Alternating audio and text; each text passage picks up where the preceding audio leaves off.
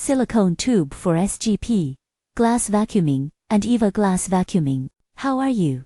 Nice to share with you again. Today, we would like to introduce one of our vacuuming products, the silicone tube. Together with vacuuming bags, silicone tubes are used to create a vacuum zone during the lamination process to successfully produce safety laminated glass without bubbles. Silicone tubes play a critical role in the production of safety laminated glass. They help to produce strong, durable, and defect-free laminated glass products. If you want to place an order, please feel free to contact us, and you can expect a response within 24 hours. Thanks very much for your attention, and have a nice day. Our email is cnc@cncglass.com.